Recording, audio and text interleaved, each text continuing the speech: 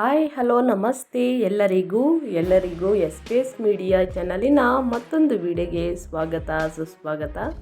ಸ್ನೇಹಿತರೆ, ಎಲ್ಲರೂ ಹೇಗಿದ್ದೀರಾ? ಎಲ್ಲರೂ ಚೆನ್ನಾಗಿದ್ದೀರಾ ಅಂದ್ಕೊಂಡಿದ್ದೀನಿ. ಹೋಪ್ ನಾನು ಕೂಡ ತುಂಬಾ ಚೆನ್ನಾಗಿದ್ದೀನಿ. ಎಲ್ಲರೂ ಚೆನ್ನಾಗಿದ್ದೀರಾ ಅಂದ್ಕೊಂಡು ಭಾವಿಸ್ಕೊಂಡು ಇವತ್ತಿನ ಒಂದು ವಿಡಿಯೋನ ಶುರು ಮಾಡಿಬಿಡೋಣ.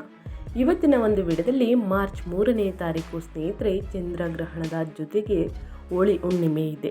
ಈ ಹುಣ್ಣಿಮೆಯ ದಿನದಿಂದ ಸಾಕಷ್ಟು ಬದಲಾವಣೆಯನ್ನು ನೋಡಲಿದ್ದೀರಿ ಅಂತಲೇ ಹೇಳ್ಬೋದು. ಹಾಗಿದ್ದರೆ ಯಾವುದರ ಬಗ್ಗೆ ಎಚ್ಚರಿಕೆ ವಹಿಸಬೇಕು, ಏನೆಲ್ಲ ಅದೃಷ್ಟದ ಫಲಗಳನ್ನು ಗಳಿಸಲಿದ್ದೀರಿ ಅನ್ನೋದನ್ನ ತಿಳಿಸ್ಕೊಡ್ತಾ ಹೋಗ್ತೀನಿ. ಇದನ್ನೆಲ್ಲ ಕಂಪ್ಲೀಟಾಗಿ ತಿಳ್ಕೋಬೇಕು, ಸಣ್ಣ ಪುಟ್ಟ ಪರಿಹಾರಗಳನ್ನು ಫಾಲೋಅಪ್ ಮಾಡಬೇಕು ಅಂದರೆ ಎಲ್ಲೂ ಕೂಡ ವಿಡಿಯೋನ ಸ್ಕಿಪ್ ಮಾಡಬಾರ್ದು. ಅಂದರೆ ವಿಡಿಯೋನ ಕಟ್ ಮಾಡಿ ಓಡಿಸ್ಕೊಂಡೋಗಿ ನೋಡಿದ್ರೆ ಫುಲ್ ಇನ್ಫಾರ್ಮೇಷನ್ ಅರ್ಥ ಆಗಲ್ಲ. ಸೊ ಹಾಗಾಗಿ ಯಾವುದರ ಬಗ್ಗೆ ಮುನ್ನೆಚ್ಚರಿಕೆಗಳನ್ನು ತೆಗೆದುಕೊಳ್ಬೇಕು, ಏನೆಲ್ಲ ಅದೃಷ್ಟದ ಫಲಗಳನ್ನು ಗಳಿಸಲಿದ್ದೀರಿ ಅನ್ನೋದನ್ನ ತಿಳಿಸ್ಕೊಡ್ತಾ ಹೋಗ್ತೀನಿ. ಎಲ್ಲೂ ಕೂಡ ಸ್ಕಿಪ್ ಮಾಡ್ದೇ ಮೊದಲಿಂದ ಕೊನೆ ತನಕ ವಿಡಿಯೋನ ವಾಚ್ ಮಾಡಿ, ವಿಡಿಯೋದಲ್ಲಿ ಒಳ್ಳೆ ಮಾಹಿತಿ ಸಿಕ್ಕಿದ್ದಲ್ಲಿ ವಿಡಿಯೋಗೊಂದು ಲೈಕ್ ಕೊಟ್ಟು, ಇನ್ನು ನನ್ನ ಚಾನಲ್ನ ಸಬ್ಸ್ಕ್ರೈಬ್ ಮಾಡ್ಕೊಂಡಿಲ್ಲ ಅಂದರೆ ಎಸ್ ಮೀಡಿಯಾಗೆ ಸಬ್ಸ್ಕ್ರೈಬ್ ಮಾಡಿಕೊಂಡು, ಈ ಅದೃಷ್ಟ ರಾಶಿ ನಿಮ್ಮ ಕುಟುಂಬದಲ್ಲಿ ಮತ್ತು ನಿಮ್ಮ ಸ್ನೇಹಿತರಲ್ಲಿ ಇದ್ದರೆ ತಪ್ಪದೆ ಅವ್ರಿಗೂ ಕೂಡ ವಿಡಿಯೋವನ್ನು ಶೇರ್ ಮಾಡಿ. ನಿಮ್ಮ ಕಡೆಯಿಂದ ಅದೃಷ್ಟ ಭವಿಷ್ಯವನ್ನು ಅವರು ಕೂಡ ತಿಳ್ಕೊಂಡಂಗಾಗುತ್ತೆ. ಓಕೆ, ತಡ ಮಾಡೋದು ಬೇಡ, ವಿಡಿಯೋದ ಕಡೆ ಗಮನ ಕೊಡ್ತಾ ಹೋಗೋಣ. ವರ್ಷದ ಮೊದಲ ಚಂದ್ರಗ್ರಹಣ 2026. ಈ ರಾಶಿಯವರ ಭವಿಷ್ಯ ಹೇಗಿರಲಿದೆ, ಯಾವ ರಾಶಿಯವರು ಎಚ್ಚರಿಕೆ ವಹಿಸಬೇಕು ಅನ್ನೋದನ್ನ ನೋಡ್ತಾ ಹೋಗೋಣ.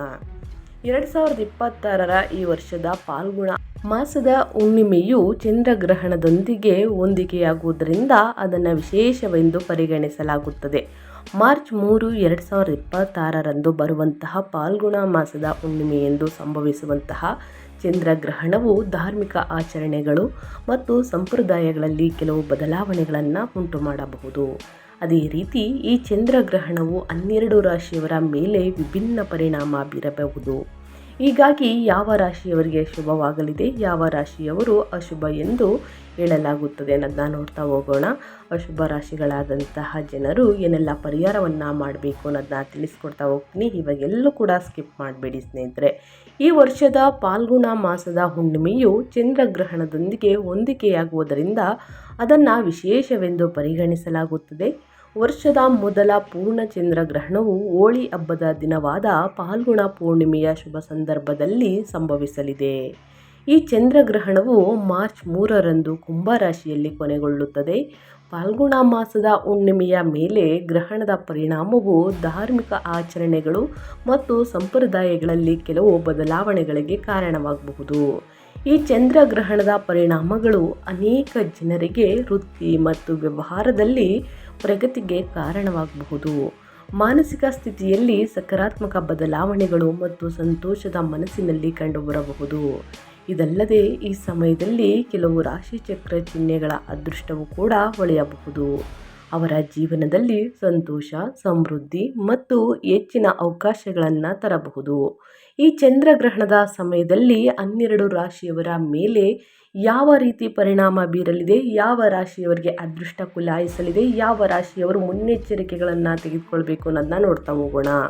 ಮೊದಲನೇ ಅದೃಷ್ಟ ರಾಶಿ ಬಂದು ಮೇಷರಾಶಿಯವರಿಗೆ ಸ್ನೇಹಿತರೆ, ಏನೆಲ್ಲ ಮಾಡಬೇಕು ಅನ್ನೋದನ್ನು ಕೂಡ ತಿಳಿಸ್ಕೊಡ್ತೀನಿ. ಚಂದ್ರಗ್ರಹಣದ ಪರಿಣಾಮವು ಮೇಷರಾಶಿಯವರಿಗೆ ಮೇಲೆ ಭಾವನಾತ್ಮಕ ಏರಿಳಿತಗಳು ಹೆಚ್ಚಾಗಬಹುದು. ಪ್ರೇಮ ಜೀವನ, ಮಕ್ಕಳು, ಸೃಜನಶೀಲತೆ ಮತ್ತು ಗೌರವಕ್ಕೆ ಸಂಬಂಧಿಸಿದ ವಿಷಯಗಳಲ್ಲಿ ಭಾವನಾತ್ಮಕ ಅಶಾಂತಿಯನ್ನು ಉಂಟು ಮಾಡಬಹುದು.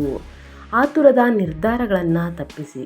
ಸ್ನೇಹಿತರು ಮತ್ತು ನೆಟ್ವರ್ಕಿಂಗ್ಗಳೊಂದಿಗೆ ವ್ಯವಹರಿಸುವಾಗ ಜಾಗರೂಕರಾಗಿರಿ. ಮೇಷರಾಶಿಯವರು ಅಹಂಕಾರಕ್ಕೆ ಸಂಬಂಧಿಸಿದ ಸಮಸ್ಯೆಗಳು ಉದ್ಭವಿಸಬಹುದು.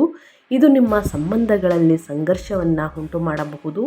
ಆತುರದಿಂದ ತೆಗೆದುಕೊಂಡ ನಿರ್ಧಾರಗಳ ನಂತರ ವಿಷಾದಕ್ಕೆ ಕಾರಣವಾಗಬಹುದು.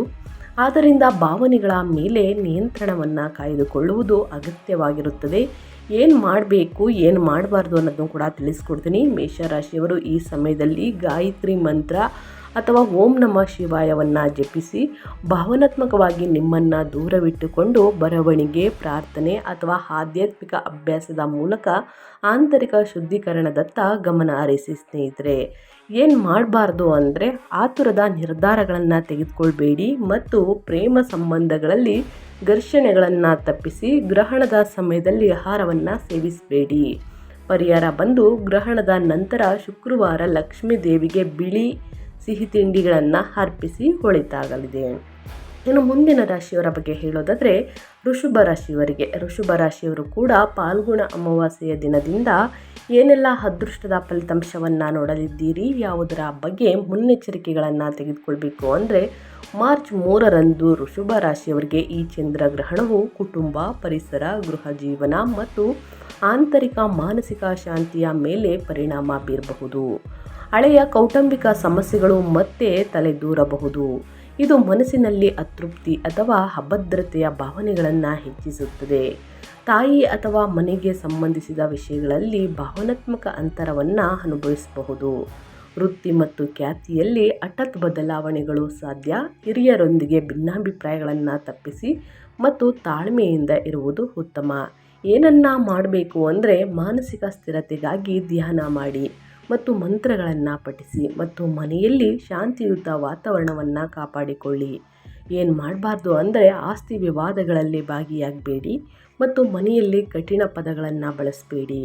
ಪರಿಹಾರ ಏನು ಮಾಡಬೇಕು ಅಂದರೆ ಸೋಮವಾರ ಹಾಲು ಅಥವಾ ಅನ್ನದಾನ ಮಾಡಿ ಸ್ನೇಹಿತರೆ ಮತ್ತು ಚಂದ್ರ ಮಂತ್ರವನ್ನು ಪಠಿಸಿ ಓಂ ಶೋಂ ಸೋಮಾಯ ನಮಃ ಎಂಬ ಮಂತ್ರವನ್ನು ಪಠಿಸುವುದು ಉತ್ತಮ.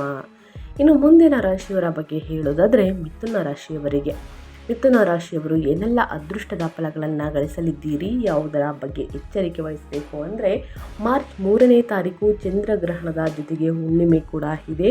ಹೋಳಿ ಹುಣ್ಣಿಮೆಯ ದಿನ ಮಾರ್ಚ್ 3ರಿಂದ ಮಿಥುನ ರಾಶಿಯವರಿಗೆ ಈ 2026ರ ಗ್ರಹಣವು ಸಂವಹನ, ಚಿಂತನೆ ಮತ್ತು ನಿರ್ಧಾರ ತೆಗೆದುಕೊಳ್ಳುವ ಸಾಮರ್ಥ್ಯದ ಮೇಲೆ ಪರಿಣಾಮ ಬೀರಬಹುದು.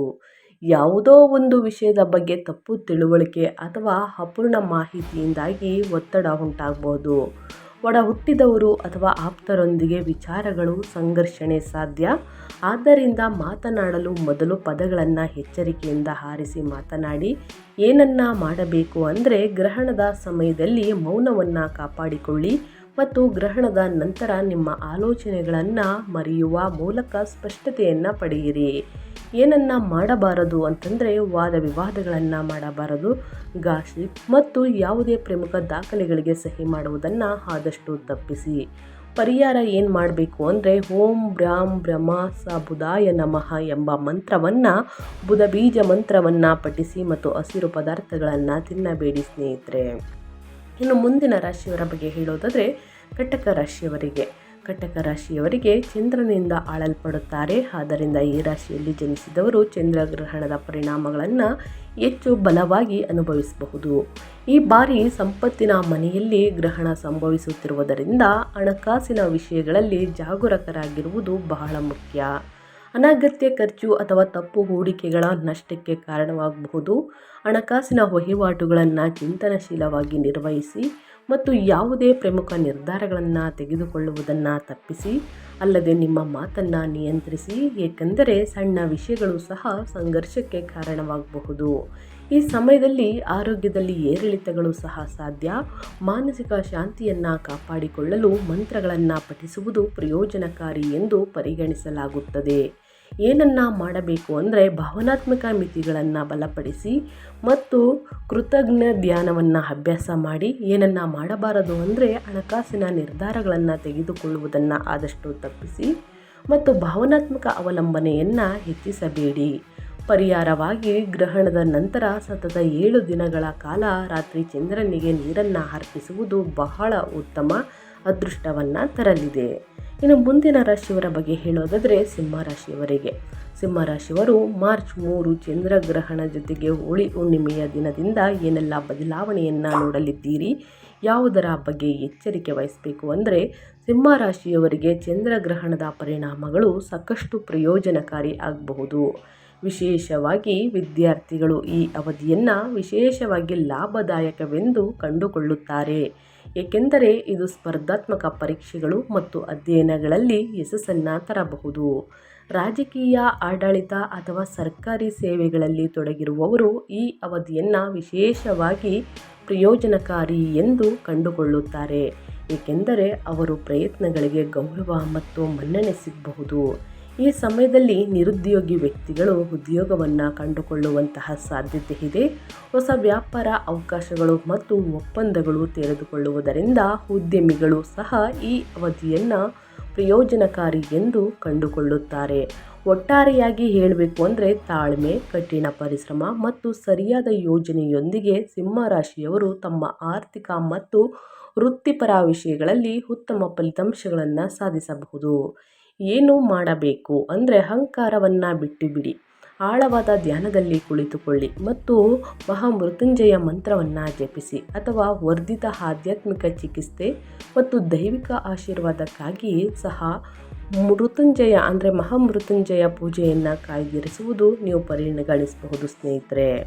ಏನನ್ನ ಮಾಡಬಾರದು ಅಂದರೆ ಪ್ರಾಬಲ್ಯ, ದುರಹಂಕಾರ ಅಥವಾ ನಿಯಂತ್ರಣ ಪ್ರವೃತ್ತಿಗಳನ್ನು ತಪ್ಪಿಸಿ ಮತ್ತು ಸಾರ್ವಜನಿಕ ವಿವಾದಗಳಲ್ಲಿ ತೊಡಗಿಸಬೇಡಿ.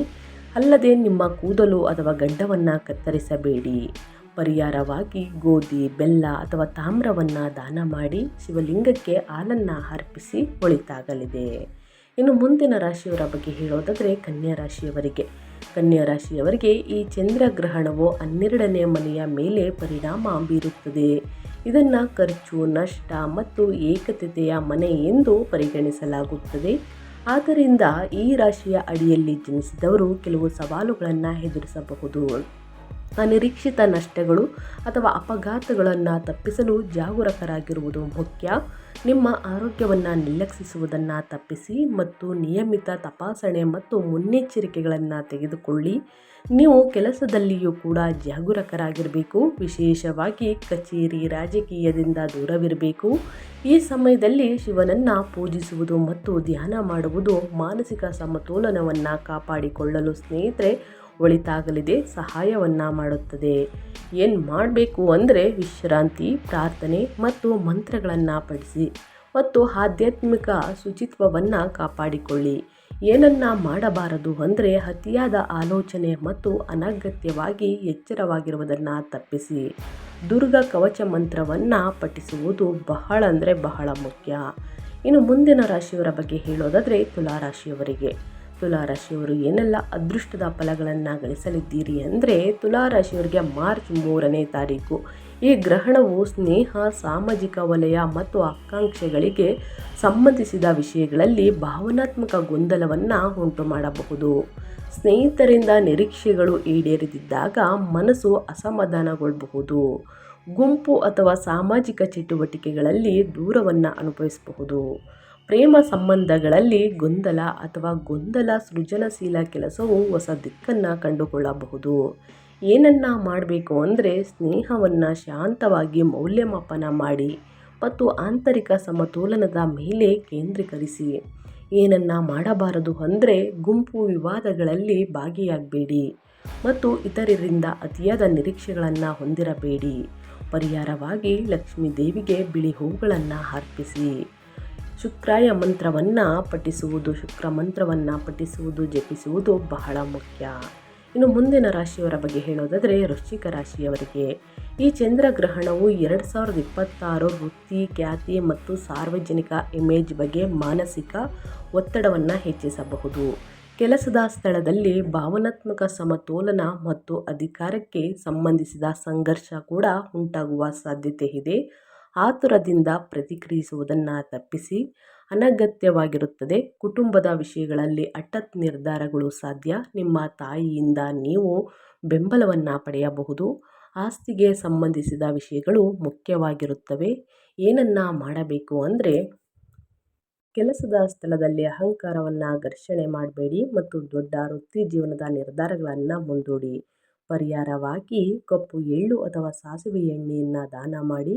ಹನುಮಾನ್ ಚಾಲಿಸವನ್ನು ಪಠಿಸುವುದು ಉತ್ತಮ. ಏನು ಮಾಡಬೇಕು ಅಂದರೆ ನಿಮ್ಮನ್ನು ಶಾಂತವಾಗಿ ಮತ್ತು ಸಂಯಮದಿಂದ ಇರಿಸಿ ಮತ್ತು ಮನಸ್ಸನ್ನು ಸ್ಥಿರಗೊಳಿಸುವ ಧ್ಯಾನವನ್ನು ಮಾಡಿ ಒಳಿತಾಗಲಿದೆ. ಈ ಸಣ್ಣ ಪುಟ್ಟ ಪರಿಹಾರಗಳನ್ನು ಮಾಡಿ ಅಂತ ಹೇಳ್ತಾ ನನ್ನ ವಿಡಿಯೋನ ಎಂಡ್ ಮಾಡ್ತಾ ಇದ್ದೀನಿ. ಇವತ್ತಿನ ಒಂದು ವಿಡಿಯೋದಲ್ಲಿ ಒಳ್ಳೆಯ ಮಾಹಿತಿ ಸಿಕ್ಕಿದ್ದಲ್ಲಿ, ಈ ವಿಡಿಯೋ ಯೂಸ್ಫುಲ್ ಅನಿಸಿದ್ದಲ್ಲಿ ದಯವಿಟ್ಟು ವಿಡಿಯೋಗೆ ಲೈಕ್ ಮಾಡಿ, ಕಮೆಂಟ್ ಮಾಡಿ, ನಿಮ್ಮ ಅಭಿಪ್ರಾಯವನ್ನು ತಿಳಿಸಿ ಅಂತ ಹೇಳ್ತಾ ನಿಮಗೂ ಮತ್ತು ನಿಮ್ಮ ಕುಟುಂಬಕ್ಕೆ ತುಂಬಾ ಒಳ್ಳೆಯದಾಗಲಿ. ಶನಿದೇವರ ಆಶೀರ್ವಾದ ನಿಮ್ಮ ಮೇಲಿರಲಿ. ಮತ್ತೊಂದು ವಿಡಿಯೋ ಜೊತೆ ಮತ್ತೊಂದು ಹೊಸ ಅಪ್ಡೇಟಲ್ಲಿ ಸಿಗ್ತೀನಿ. Thank you for watching.